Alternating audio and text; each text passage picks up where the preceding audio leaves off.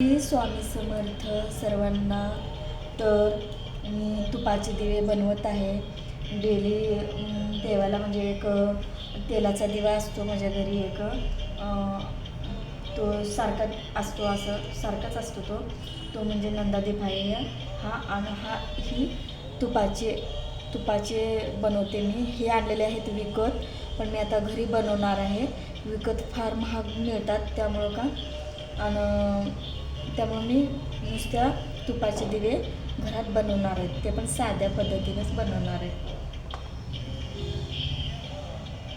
हे बघा, हे आहे फुलवात. अशी फुलवात घ्यायची, त्याला थोडंसं असं करायचं, थोडंसं फुल तयार करायचं थोडंसं, म्हणजे ह्याच्यात जास्तीत जास्त तूप मावेल असं. आपण हे तुपात असं डीप करायचं आणि असं काढून बाहेर ठेवायचं. नंतर ही तीच प्रोसिजर करायचं, असं फुल बनवायचं आणि असं डीप करायचं. हे असे दिवे आहेत का नाही, बनवलेले दिवे आहेत का नाही, हे फार सोपे जातात नाही का. सकाळी पूजा करताना किंवा उचललं, एक लावलं पंतीत, म्हणजे पटकन आरतीला नाही का आपली आरती होऊन जाते ह्याच्यात.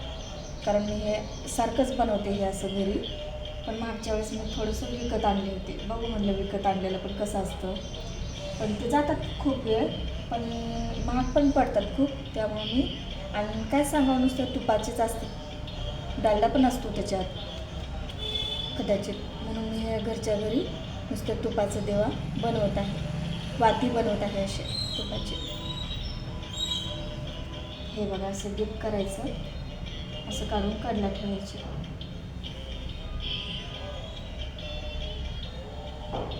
भरपूर बनतात तुपाचे असे दिवे. आता श्रावण महिना पण येत आहे, परवा दिवशीच आहे श्रावण महिना, म्हणजे मंगळवार का बुधवारपासूनच आहे वाटतं बहुतेक. खूप सोपे जातात हे दिवे बनवलेले असे तुपाचे, आरती करायला ते. आणि आपल्याला तुपाचे दिवे लावल्याचं पण समाधान होतं देवाला. त्यामुळे तुम्ही पण सर्वजण घरीच बनवत जावा असे दिवे. खूप सोपं आहे. असे वाती आणायच्या, फुलवाती बाहेरून, अथवा घरात पण बनवू शकता तुम्ही, पण मी बाहेरून विकत आणलेल्या आहेत ह्या वाती. हे विकत आणायच्या, अशा बनवायच्या. तुम्ही अशा वाती करून मठातही देऊ शकतात.